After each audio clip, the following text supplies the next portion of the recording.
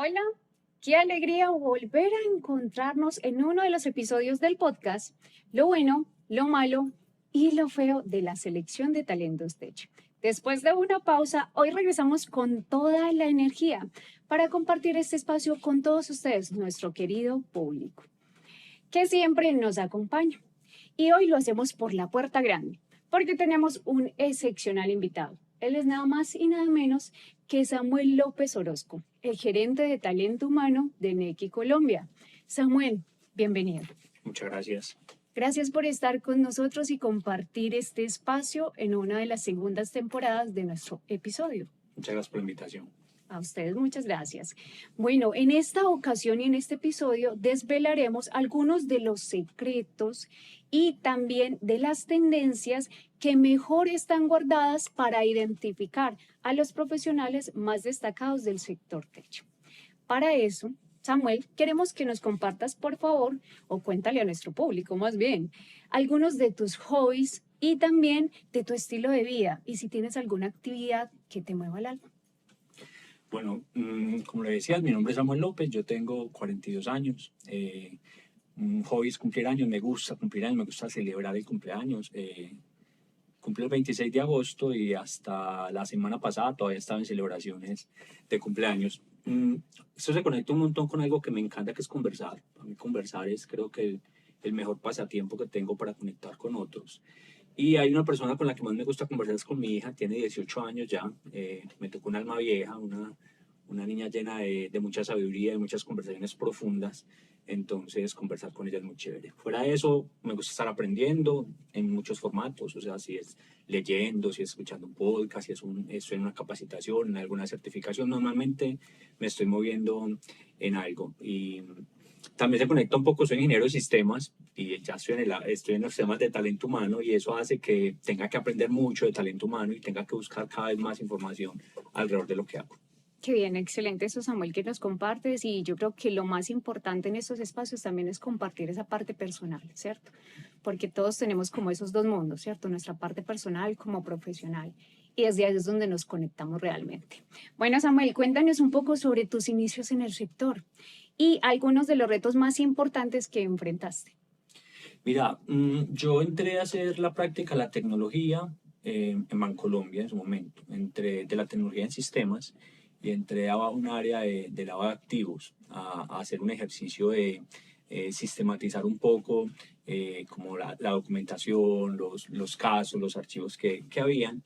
Ese fue como mi inicio en la práctica, faltando 2 meses para terminar la práctica, empieza lo que es la fusión de Bancolombia con Navi Colfinsura. Eso habla un poquito también de el tiempo transcurrido ya. Y ahí físicamente no teníamos como hoy que tenemos teletrabajo y los espacios de trabajo son tipo coworking, donde separas tu puesto y estás yendo, sino que hay puestos fijos. Y recuerdo que cuando llegué había ya un nombre de alguien en el puesto en el que yo estaba y la noticia era que ya no había donde sentarme, que tenían que buscar otra área para mí, faltan 2 meses de la práctica, yo con estas ganas pues de alguna manera aprovechar la oportunidad para quedarme y ahí llegué al equipo de formación virtual en ese momento en Bancolombia. Y yo creo que ahí empezó el enamoramiento por los temas de talento humano. Inicialmente mi mirada era asociada a bases de datos, a programación, a desarrollo de software, a como esa parte técnica del proceso, pero llegó a un área donde el aprendizaje se daba de todas las maneras, de todas las formas, de las conexiones. Y ahí empezó como este ejercicio de aprender y de enamorarme de los temas asociados inicialmente al aprendizaje y con el pasar de los tiempos y cada una de las como oportunidades que he tenido de trabajar en temas de liderazgo, de cultura, como business partner para innovación en el banco, la oportunidad como de ampliar ese conocimiento en temas de talento humano. Y ya aquí en Nequi, yo creo que yo llevo 4 años y medio, ya para 5 años. Yo creo que no había mejor maestría en temas de talento humano que la que he tenido acá, porque ha sido desde cero empezar cada uno de los procesos, empezar a soñarse, a crear equipo, a conectar. Yo creo que el reto más grande que yo he tenido en mi carrera profesional ha sido conmigo mismo. Ha sido un ejercicio de entender que las posibilidades están, que hay que aprovecharlas. Hay una frase de mi papá yo quedé hijo mayor, mi hermano mayor murió muy pequeño, yo quedé hijo mayor, y somos 6 hijos, y al ser el mayor había una gran responsabilidad como de apoyar en la casa.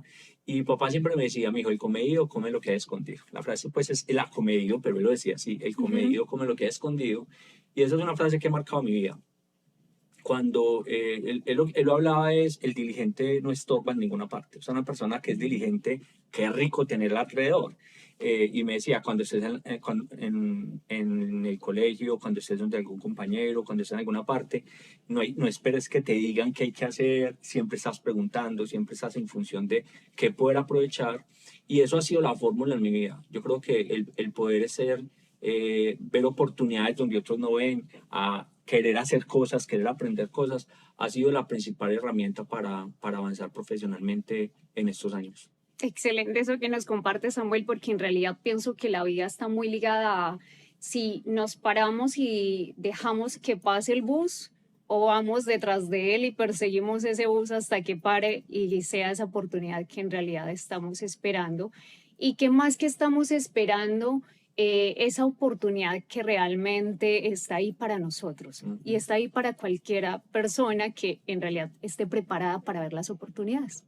Pienso también. Yo creo que hay una cosa con lo que estás diciendo, porque a veces pasa, hay unas conversaciones que tenemos alrededor de los temas de la carrera profesional.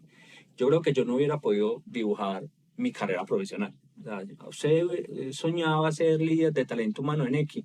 Yo creo que no. Y yo creo que ahí está la clave y es ir construyendo en el día a día esa carrera profesional a partir de las oportunidades que se van entregando. Porque difícilmente hoy, posiblemente hace años, cuando había mucha claridad sobre una persona que quería entrar a una empresa y quedarse en esa empresa y tenía una meta y es entrar a un equipo, yo quería ser el jefe de este equipo, yo creo que hoy va a ser bastante difícil que alguien pueda decir yo en 10 años dónde voy a estar. La tarea que tenemos es en el presente, hacerlo muy bien, aprovechar eso, y las oportunidades emergen y las conexiones emergen. Yo no podría haber dicho que quería estar acá. Es más, yo miro hacia atrás, conecto los puntos, pero lo hago en retrospectiva. Nunca lo hubiera podido hacer como pues buscando decir, uy, ese es mi camino. No lo hubiera tenido tan claro. Sí, ahí el destino nos va trazando dónde debemos estar y con quiénes debemos estar, por ahí nos dicen. Bueno, Samuel, cuéntanos, ¿podrías compartir alguna experiencia que haya marcado tu carrera profesional y que consideres inspiradora para nuestros oyentes? Mira, cuando estaba pensando en esa pregunta, se me ocurrían dos cosas. Hay una que no necesariamente empieza con mi carrera profesional. Yo llegué a Medellín más o menos a los 7 años. Llegamos a vivir para los que conocen Medellín, aquí los barrios populares. Yo llegué a vivir al Picacho cuando Picacho era una invasión todavía. Yo me acuerdo cuando papá compró un rancho que daba miedo entrar, pero él vio una casa ahí y ahí viven todavía y ha venido construyendo. Yo sabía que para el estudio, para mí iba a ser el camino para poder avanzar. Yo lo tenía como una claridad en mi cabeza que a partir de poder estudiar iba a poder haber desarrollo. Y sabía que la universidad, pues la posibilidad de estar en la universidad para mí estaba cerrada desde la parte económica. Yo me soñaba con tener una beca. Yo decía, quiero tener una beca para la universidad, y resulta que con las pruebas IFES de ese año, del 2000, ya hace un ratico también, tuve acceso a una beca y yo empecé a estudiar en la Bolivariana, ingeniería informática ya, pero mi nivel académico era muy malo. O sea, para todo lo que era para mis compañeros un repaso, para mí era absolutamente nuevo todo lo que ponían los profesores. Entonces yo veía a mis compañeros, el profesor ponía un problema y la gente iba y lo resolvía como de forma natural. Eso hizo que mi promedio en algunas materias como química específicamente y cálculo se fueran al piso, y yo no sabía que podía ir a una atención al estudiante o podía ir a la Secretaría de Educación a pedir ayuda, porque pues en ese nivel de conocimiento. Y quiero llevarlo porque yo me acuerdo que cuando recibí la beca, para mi familia y para mí fue como, wow, se abrieron las oportunidades para poder avanzar. Y en ese momento que me doy cuenta que perdía la beca, o sea, que ya no podía seguir estudiando, yo tenía claro con mis papás. O sea, me tenía que sentar con mi papá y con mi mamá, que habían hecho un esfuerzo bastante grande por mantener los pasajes, por los materiales de la universidad, a decirles, perdí la beca. Yo me acuerdo sentado, estábamos ahí en el cuarto, nosotros teníamos un cuarto donde estaban las camas de todos, mi papá y mamá ahí sentados, y yo con la emoción aquí en el estómago diciendo pues que les fallé, no lo logré. Yo le decía, pa, me pasa esto. Ellos me habían visto trasnochar, estudiar, esforzarme, pierdo la beca. Y eso marcó la diferencia porque mi papá, la respuesta que me dijo es, tranquilo, mijo, que algo vamos a hacer. O sea, esa fue la respuesta y en ese momento empecé a perderle miedo a lo que se llama fracaso y más bien capitalizar el aprendizaje. Cuando él me dice eso, lo que yo sentía que era el fin, porque se me había acabado la posibilidad, yo dije, sí, es que algo se va a poder hacer. Y a partir de eso, cada vez que enfrento algo en mi vida laboral, que yo siento que no va a funcionar, que no va a salir, que es una cosa que se podría entender como el acabose, yo lo entiendo como una posibilidad de aprender y de avanzar. Y la otra laboral, cuando yo entro como en los temas de sistemas a Bancolombia, a trabajar en información virtual, se da la oportunidad de un analista para trabajar los temas de desarrollo de programas virtuales. Eso era para un perfil de comunicador. O sea, el perfil decía, y en ese tiempo era mucho más estricta la selección de acuerdo a la carrera. O sea, si usted no tenía la carrera, difícilmente usted podría acceder a una vacante. Y me dieron la oportunidad de participar en el proceso. O sea, a partir de lo mismo, de haberme metido, de haber hecho las cosas. La primera jefe que yo tuve en Bancolombia me decía, compórtese como el cargo que usted quiere tener. Pregúntese, bueno, si usted es auxiliar y quiere ser analista, ¿qué hace un analista? ¿Cómo conversa un analista? ¿Cómo decide un analista? Y compórtese así desde ya, para que cuando suceda eso, pues ya sea una formalización. Entonces yo creo que esa mentalidad me permitió también participar y cuando quedo en la posición me doy cuenta que yo no estaba condicionado ni por mi carrera, ni por el lugar donde estaba, sino que lo que yo tenía era la posibilidad de acceder a esas oportunidades si yo le metía disciplina, si yo le metía interés, si yo apostaba por hacerlo. Y eso marcó también la diferencia. Hoy cuando me ponen un reto y tengo una oportunidad al frente, no me condiciono por qué sé hoy, qué no sé hoy, o cuál es mi carrera profesional, sino cuáles son las posibilidades de transformar y desarrollar que me están ofreciendo ahí al frente. Y creo que le perdí más miedo a qué hay que hacer. O sea, ya es, como dicen por ahí, pínteme lo que yo lo coloreo, y ha sido como la actitud que tenía. Excelente, Samuel. Gracias por esa historia tan inspiradora que le compartes a nuestros oyentes. Créeme que yo creo que en esta parte, cuando somos transparentes y compartimos realmente de dónde somos, de dónde venimos, nos conectamos realmente con las personas, ¿sí? Y bueno, para continuar, ¿cuáles consideras que son las principales tendencias actuales en los procesos de selección del talento humano? Bueno, yo creo que hay una cosa que sin lugar a duda la inteligencia artificial está entrando a ayudar. Hay que saberla abordar, hay que saberla conectar, pero creo que ha ayudado.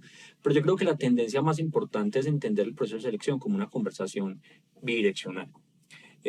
Una conversación y es una de las cosas más importantes. Cuando estamos en un proceso de selección, lo que citamos son conversaciones y lo que esperamos es que quien está participando también tenga interés por preguntar, porque es que una de las relaciones que más tiempo dedica en la vida del ser humano es el trabajo. Ya, estás en el tiempo que estás despierto, el 70% del tiempo estás trabajando. O sea, estás buscando una relación con ese nivel de intensidad. Entonces no es solo que me escojan, sino también yo escoger. Yo creo que una de las cosas es poder establecer un proceso donde la persona entienda que tiene una responsabilidad también de conocer, de entender, de validar si es el lugar donde quiere estar. Porque es como una conexión entre la empresa identifica que tú eres la persona que puede tener el rol y tú identificas que esa es la empresa en la que quieres trabajar. Yo creo que no es como antes que uno llegaba a un proceso de selección y uno solo respondía a lo que le preguntaban y le preguntaban cómo le fue, pues si respondí bien o no respondí bien, ahí se marcaba la diferencia. Pero yo creo que hoy empieza a tener mucha tendencia el tema conversacional, porque es que se inicia una conversación que después de que empieza el proceso de contratación, el inicio, los primeros meses de desarrollo profesional, es una conversación que va hasta el final, inclusive ahora con tendencias asociadas a que inclusive después de finalizar el proceso laboral, sigues conversando con esa empresa. Yo creo que eso, diseñar la experiencia, tener inteligencia artificial, y yo creo que una de las cosas es ser muy transparente con las personas, no vender lo que no tenemos, porque parezca bonito, porque suene bonito, porque suene cool, como, uy, no, qué empresa tan espectacular. Yo creo que tenemos que tener esa consistencia, porque lo primero que le va a pasar a ese ser humano cuando llega a la empresa es que va a contrastar lo que le dijeron que había con lo que hay. Y si ahí tenemos un quiebre, empezamos con problemas. En cambio, si cuando la persona llega y dice, uy, y puede ser hasta mejor la experiencia, empezamos a tener una fidelización desde el momento uno. Completamente. Pienso yo que es muy importante lo que mencionas y es ser coherente. Ujú. Coherente entre lo que digo y coherente entre lo que en realidad soy o muestro de cara a cualquier candidato, cualquier proceso de selección, Samuel. Bueno, cuéntanos, ¿cuál es tu opinión sobre volver a contratar a una persona que ya ha trabajado en la empresa? Mira, yo creo que antes, yo me acuerdo que en las empresas, y ya te digo antes, hace 10 años atrás, eso era como inconcebible. O sea, si alguien se iba, era como una traición a la empresa, ¿cierto? Y si se iba para la competencia, mucho peor. Más. Pero yo creo que esto ya se ha reevaluado demasiado. Nosotros hoy lo hacemos. Nosotros tenemos una estrategia que se llama Neque Alumni, que es tener esa posibilidad de seguir conversando con aquellos que se van, que además tienen fit con la cultura, están enamorados del propósito. A veces, una de las cosas que me ha pasado en las entrevistas de retiro, a mí me gusta participar en las entrevistas de retiro, es entender que la persona se está haciendo por un desarrollo profesional y por otras oportunidades de tener otro rol, otras responsabilidades, posiblemente un mejor salario, en algunos casos cuando tienen ascensos en otras partes. Pero la persona ahí muestra lo que significó esta empresa y cuando uno se va a mirar, esa persona puede ir a aprender muchas cosas que de regreso, sabiendo que ya tiene fit cultural, que ama la propuesta de esta organización y lo que estamos haciendo, puede aportar mucho valor. Ya hemos tenido reingresos, personas que se fueron, estudiaron, tienen una experiencia y volvieron. Hay que cuidar mucho eso, o sea, porque si está volviendo por escapar, por comodidad, hay que mirar cuál es el interés que tiene de regresar a la organización. Si ese interés conecta con lo que estamos haciendo, con el momento que estamos teniendo, si su experiencia dentro de la organización fue una buena experiencia, hicimos fit mutuo, él se sintió bien, nosotros nos sentimos bien con él, yo creo que es una oportunidad de abrir, es que estás trayendo una persona que conoce, que está enamorada de la empresa, con nuevos conocimientos y nuevas experiencias para seguir aportando. Claro que sí, y hay que identificar lo que mencionas. ¿Cuáles son las razones por las cuales la persona está regresando de Ujú. nuevo a la compañía? Pero sí hay que dar esas segundas oportunidades. Para todos existe la segunda oportunidad. Bueno, Samuel, ¿cuál es tu opinión sobre la contratación de profesionales mayores de 40 años? ¿Qué ventajas o desafíos crees que pueden aportar a una organización? Esta es una conversación que ya tiene que ver conmigo, que tengo 42. Antes la veía lejos, la veía lejos, no, los de 40, y cuando ya tenía 40, y ay, la contratación, ¿cómo así? Estamos hablando de mí también. También. Yo creo que hay una cosa que también pienso frente al tema de generaciones. A veces nosotros las generaciones las ponemos por edades y con eso decimos, vea, los millennials son así, la generación Z es así, y tenemos, y como que estereotipamos o arquetipamos y decimos que por tener esa edad tiene ese comportamiento. Y yo creo que el tema de las generaciones es mucho más mental. Pues ves pelados jóvenes que son cuadriculados, que quieren estabilidad, que quieren quedar, o sea, que usted dice, se comporta muy diferente a su generación. Y vos ves personas que tienen seguramente más mayores de 45, de 50, que son jóvenes mentalmente, quieren aprender, les gustan asumir riesgos, les gustan aventarse a la vida. Entonces, yo creo que hay una gran ventaja. Cuando tienes 40 años, te ha pasado mucha agua ya por encima. Hay muchos aprendizajes, muchos momentos. Y si eso se combina con una actitud de aprendizaje, con querer tener retos, con querer avanzar, con querer aportar y contribuir, yo creo que esa es una combinación que le hace mucho bien a la empresa. Lo que tenemos que mirar es que nuestra mentalidad a esa edad no sea una mentalidad, no, yo ya estoy acabando mi carrera profesional, yo ya lo que hice, lo hice, yo no tengo que aprender más, o esto es lo que hay, si quieren me contratan con lo que tengo.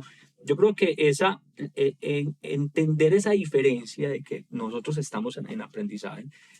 Por ahí estos días escuché que a los 42 estás muy cerca y muy lejos de cosas, ¿cierto? Estás muy lejos de la jubilación, ¿cierto? Pero ya estás muy grande para el mundo laboral. Entonces eso es como una extraña. Sin embargo, yo creo que cada vez más hoy, inclusive con el acceso que tenemos al aprendizaje, la actitud de querer comerse el mundo, si se conserva, pues yo creo que la edad pasa a ser inclusive un generador de valor para combinar diferentes personas dentro de una organización. Completamente, y la edad no tiene que ser un límite, pienso Ujú. yo. Pienso que en esa parte es muy importante equilibrar el hecho de la edad con seguir adquiriendo conocimientos, seguir siendo mente abierta y no cerrarnos al hecho de que obviamente el mundo va cambiando tan rápido que nosotros también tenemos que tener esa capacidad de adaptación. Bueno, Samuel, ¿cuál es tu opinión? O no, me devuelvo más bien. Hoy en día se habla mucho de la experiencia del candidato. ¿Qué prácticas innovadoras se están implementando para mejorarla? Yo creo que hay una cosa que nos pasa con los temas de talento humano que estoy convencido. Nosotros en Nequi hablamos de tres conocimientos o herramientas que usamos de forma transversal en todos los procesos. Uno es el diseño centrado en el usuario. Y el diseño centrado en el usuario es preguntarle a la gente cómo quiere vivir las cosas, qué es lo que le conecta, qué es lo que le motiva, entender cómo lo vive, cómo viven las cosas y a partir de eso diseñar soluciones. También meterle analítica, ¿cierto? Datos y hechos que me permitan argumentar la decisión y tecnología para que las cosas sean escalables. Entonces, el diseño, la analítica y la tecnología, cuando lo atraviesas en cualquier proceso, lo vuelve innovador. Yo creo que la analítica y la tecnología sin el diseño centrado en el usuario se deshumaniza completamente. Entonces, en los procesos de selección lo innovador hoy es cada vez conectar más. Esto puede sonar romántico, pero no lo es como de corazón a corazón. O sea, es decir, que cuando vos vayas a una entrevista, te sientas conversando y no te tengas que poner ninguna máscara, ¿cierto? Porque a veces uno en la entrevista se quiere comportar, qué voy a decir, qué no voy a decir, no me siento como normalmente me siento, no hablo como normalmente hablo, no digo lo que No normalmente digo, gestualizo como ¿cierto? Y entonces, normalmente. no, estas cosas no se pueden decir, pero si yo las pienso y las creo. Entonces, si vos diseñas una experiencia que le permita a la otra persona sentirse segura, nosotros hablamos de tres características en Nequi. Nequi debe ser un lugar retador, y aquí tenemos retos de todos los calibres en función de trabajar y avanzar profesionalmente, que sea un lugar bacano. Nosotros hablamos de romperla pasando bueno. Como te decía ahorita, 70% del tiempo estamos trabajando y no tenemos por qué pasar maluco. Aquí se puede pasar bueno. Nosotros tenemos dos indicadores en los equipos. Si la están rompiendo, pero no están pasando bueno, tenemos que intervenir y mirar cómo hacer. Si la están pasando bueno, pero no la están rompiendo, también tenemos que intervenir porque el resultado es el que nos hace sostenibles, el resultado es innegociable. Entonces, esa es la otra, pasar bueno, es esa posibilidad que yo tengo de ser reconocido, de ser celebrado. A los seres humanos nos gusta ser celebrados y nos gusta ser reconocidos. Inclusive estamos preparando nuestra cuarta versión de lo que nosotros llamamos el Kudo Fest. Es un festival de reconocimiento, una semana donde nos reconocemos desde el ser y desde el hacer, desde lo que logramos, pero también desde cómo nos comportamos. Ese es el segundo. Y el otro es un lugar seguro para trabajar. Un lugar seguro para trabajar es donde puedas ser tú. O sea, donde yo no te contrato por la diversidad que tienes y después acá te pido que te comportes como se comporta todo el mundo o hagas lo que haga todo el mundo, sino que esa diversidad es la cereza del pastel. Entonces, ese lugar seguro, desde un proceso de selección, tiene que estar. La persona cuando llega a una entrevista, que uno llega muy asustado, todos los nervios, ¿cierto? La familia está pendiente, los amigos, la novia, el esposo, la esposa, están pendientes porque es un momento muy importante de una oportunidad laboral, que esa persona llegue y a los 5 minutos pueda distensionarse y tener una conversación y que se lleve también algo chévere porque se conoció más, porque entendió más, porque le permitió de alguna manera tener mejores claridades o mejores preguntas para su vida. Yo creo que ahí está la innovación. La innovación es que nosotros, aunque tenemos tecnología, aunque tenemos analítica, aunque tenemos inteligencia artificial, podamos conectarnos con el otro ser humano. Y ahí yo creo que está la innovación. Completamente. Y pienso que algo de lo que mencionas es reconocer a los que son diferentes, ¿sí? Reconocerlos por esas diferencias para que hagan parte de una organización y realmente sean esas personas las que, como tú lo mencionas, le pongan las cereza al pastel. Bueno, ¿qué papel juega la resiliencia en la adaptación de los colaboradores en los cambios de la organización y también en los cambios tecnológicos? Pero yo creo que a los seres humanos los cambios siempre nos han visitado y siquiera, ¿cierto? ¿Qué tal que no? Porque la evolución, el desarrollo y las cosas que hacemos son a función de los cambios. Ahora tenemos cambios mucho más acelerados. Conversando con varios colegas en temas de talento humano y de cultura, lo que encuentro es que la velocidad del cambio está siendo mayor que la capacidad que tienen las organizaciones de digerirlo y las personas dentro de una organización de digerirlo. Y nosotros, este tema de la resiliencia, la capacidad de adaptación, el entenderme con constante cambio. Mira, Antes uno, cuando iba a hacer una intervención de gestión de cambio, entonces tú no tenía tiempo, ¿cierto? Para hacer un diagnóstico 2 meses, 3 meses para hacer el plan y después una ejecución de 2 años. Ahora eso se da en tiempo real, todo el tiempo. Yo creo que la resiliencia se vuelve esa capacidad que nosotros tenemos de entender. Si yo me entiendo que estoy en un mundo cambiante, mi actitud frente al mundo es distinta. Cuando yo soy inocente a eso, me atropella el cambio, porque es que el cambio no me espera, el cambio no me pregunta, mira, ¿estás listo para cambiar? ¿Cierto? ¿Te gustaría cambiar? No, eso es una cosa que nos supera porque es un tema contextual. Cuando yo me entiendo de esa manera, cuando yo sé que estoy en un lugar donde tengo que ver la incertidumbre como una oportunidad y no como un peligro, y yo veo la incertidumbre como esa posibilidad de aprender, de arrojarme, de avanzar, tengo el 50% de la solución implementada. El otro es entregar herramientas, entregar métodos, tener una buena comunicación, una buena conexión.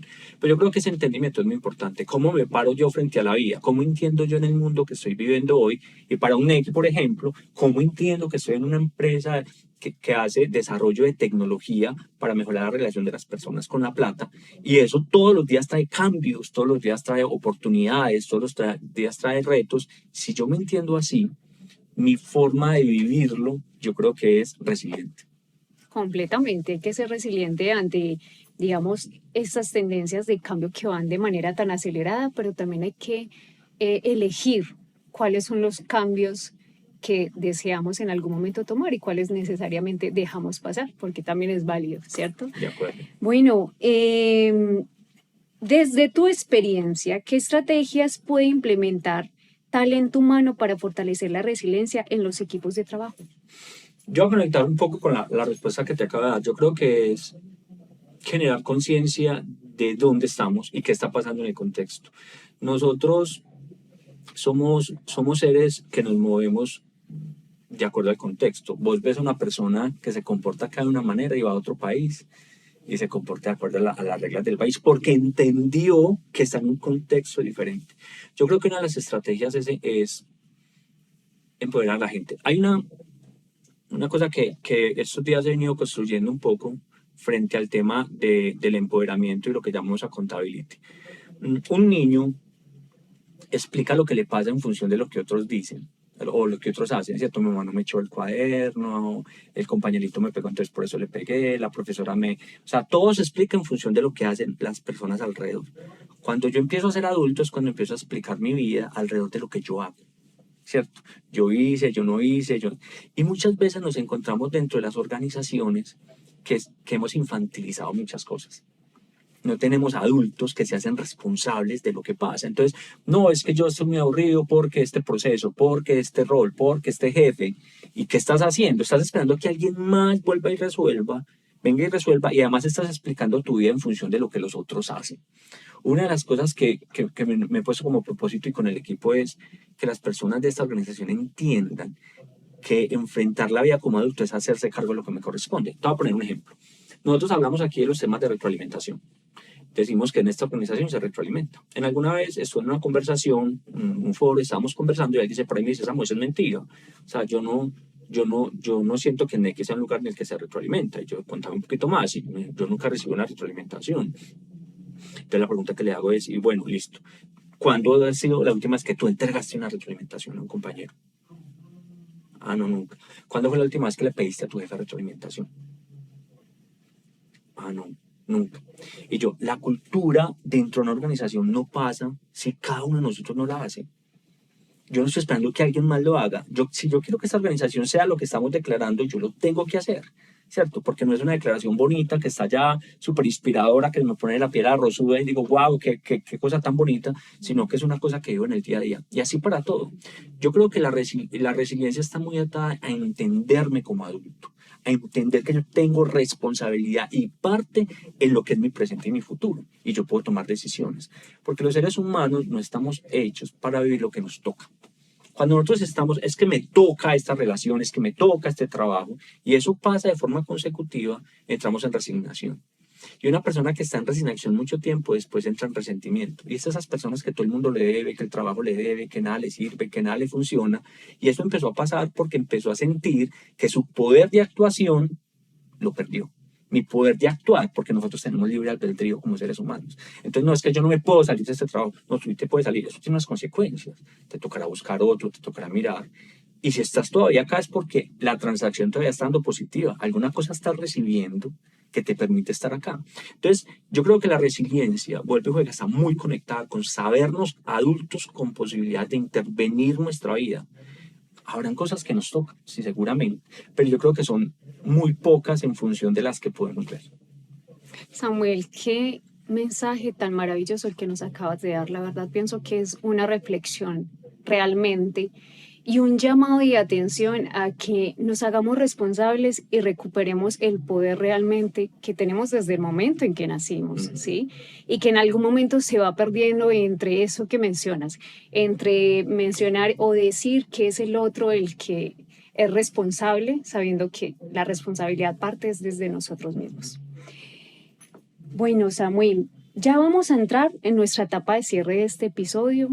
Te queremos agradecer por haber estado con nosotros, por participar de este espacio y obviamente te vamos a tener muy presente para nuestros próximos episodios y nuestra tercera temporada. Muchas gracias. Bueno, Samuel, cuéntanos, ¿nos puedes compartir una experiencia en la que la resiliencia de un colaborador o de un equipo haya marcado la diferencia en la organización? Yo cuando estaba leyendo esa pregunta me era muy difícil encontrar un ejemplo particular y empecé a pensar un poquito como el sistema. Yo considero que las empresas tienen personalidad. Inclusive cuando uno mira los temas de cultura, cuando vos entras a una organización, seguramente ahorita que entraste aquí a NECI, sentís un ambiente particular. Eso es lo que mejor o peor, un ambiente particular. La forma como conversa, cómo se relaciona la gente, cómo está vestida la gente, la distribución de los espacios, eso te da como una idea de la personalidad de esta organización. Yo creo que NECI es una organización resiliente, en la medida que los retos que hemos tenido, cuando vos decís que hay una organización que en el término de 5 años pasa de 1.9 millones de usuarios a tener hoy 26.2 millones de usuarios, ¿cierto? Cuando yo empiezo a dimensionar eso, digo, 3 de cada 5 colombianos que pueden tener una cuenta tienen X. Eso pone unos retos grandísimos en la escalabilidad del negocio y esta organización todo el tiempo la he visto reorganizándose, reconectándose, conectada con el propósito. Nosotros, eso es una cosa que nos mueve las vísceras. Yo siempre, desde que trabajo acá, yo digo, no hay que generar una conexión desde la panza. O sea, trabajar en NEC es una cosa que se siente acá. O sea, no es solamente como el reto intelectual, es una cosa que se siente en función de cumplir ese propósito. Y yo creo que esta organización, cada vez que ha tenido un reto de frente, alrededor de cualquiera de los temas que nos ha puesto el crecimiento y la escalabilidad, ha sido capaz de reorganizarse. Se sufre un momentico, ahí empezamos a correr en círculos seguramente un rato, nos hacemos cargo conversando, nos hacemos cargo analizando qué está sucediendo, mirando posibilidades, preguntándonos y por qué no, y qué más podríamos hacer, y cómo conectamos esa diferencia. Una de las cosas que yo creo que también nos conecta con eso es que nosotros vamos mucho a la calle.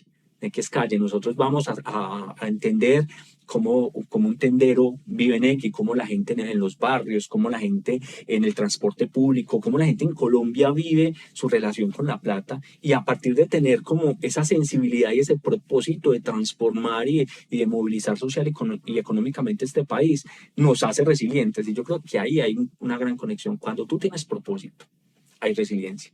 Cuando estás haciendo algo por algo más que hacerlo, sino porque le ves el sentido de trascendencia a lo que haces, naturalmente el ser humano es resiliente.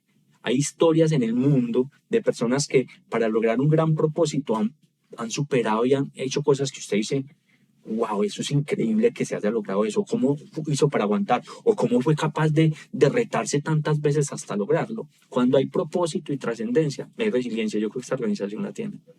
Así es, y yo creo que eso es lo más importante tanto en las organizaciones como para las personas. La resiliencia, el propósito y el enfoque. Ahí digamos que ese es como el camino que normalmente se debe recorrer para lograr objetivos en la vida y resultados, como dicen por ahí. Bueno, Samuel, cuéntanos, ¿qué consejo le darías a los profesionales que quieren postularse y destacar en un proceso de selección? Yo creo que el consejo más importante, conéctalo ahorita, es prepararse para una conversación. No solo llevar respuestas, hay que llevar preguntas. Hay que hacer preguntas, ¿cómo es el liderazgo? ¿Cómo es la cultura? ¿Cómo son las dinámicas de trabajo? ¿Qué se valora en esa organización? ¿Qué no se valora en esa organización? Para que me permita a mí tomar una decisión. Normalmente cuando estoy en una entrevista, a veces participo en procesos de selección y cuando la persona no tiene ninguna pregunta, ninguna pregunta, yo, ¿qué preguntas tiene? Y me dicen, no, no, ninguna. Yo me qué tan adulto se está comportando esta persona en este proceso de elección, qué tanto se está haciendo cargo, ¿cierto? De aceptar, porque va a aceptar, o sea, después cuando haya una propuesta, él va a aceptar esa propuesta. Entonces yo creo que es comportarnos como adultos en el proceso de elección. Para eso tengo que investigar qué es la empresa, qué hace, por qué lo hace, para quién lo hace cuánto lo hace, con quiénes, sus redes sociales, su LinkedIn, qué dice, para yo entender con quién estoy firmando una relación. ¿Cierto? Y a partir de eso identificar, mira, hay una cosa que me pasa cuando estás en los roles de talento humano, te llaman y te dicen, ay, mira, es que tengo una hoja de vida, entonces empieza a llenarse, yo llego a un momento que dije, no soy capaz de tramitar todas estas hojas de vida, y lo que le digo a la persona es, mira, nosotros publicamos nuestras vacantes en LinkedIn, cuando que la persona revise la vacante, pero con un criterio muy importante, es si yo leo lo que dice ahí, yo tengo que hacer el contraste con mi perfil, con lo que yo sé, con lo que yo quiero, con la experiencia, con los conocimientos que tengo, y a partir de eso identificar, yo soy un buen candidato para ese rol, no solo porque técnicamente sé hacerlo, sino porque lo que va a hacer ese rol es una cosa que me emociona, ¿cierto? Nosotros decimos que nosotros buscamos mentes curiosas que más que un puesto busquen un reto. Y aquí le hacemos reverencia al reto. O sea, el reto nos hace aprender, movilizarnos, conectar y trabajar. Entonces yo creo que el consejo más importante es que se hagan cargo como adultos de sus procesos de selección. O sea, y lleven preguntas, y así no le den el espacio para preguntar, levante la mano y diga, ve, yo tengo estas 3 preguntas, quisiera saber sobre esto, quisiera saber sobre lo otro, porque hoy las relaciones laborales cambiaron. Antes era la empresa y el que se estaba postulando, y lo que la empresa decidiera. La conversación se niveló. Ya nosotros también tenemos que conquistar a las personas que queremos que trabajen en esta organización. También tenemos que poner carne en el asador, por decir así, en la conversación. Y eso hoy se puede aprovechar. Claro que sí, hay que atraer los mejores candidatos y por eso es que tenemos estas conversaciones en este episodio de nuestra segunda temporada del podcast, Lo bueno, lo malo y lo feo de la selección de talentos Tech. Samuel, muchas gracias por haber estado con nosotros. No sé, muchas gracias por la invitación. Gracias de nuevo. Bueno, a todos ustedes, nuestros oyentes y querido público, les queremos agradecer por escuchar este episodio hasta el final. Les recuerdo que nos acompañó Samuel López Orozco, el gerente de talento humano de Nequi Colombia. Los esperamos en nuestro próximo episodio y muchas gracias a todos ustedes. Hasta luego. Chao.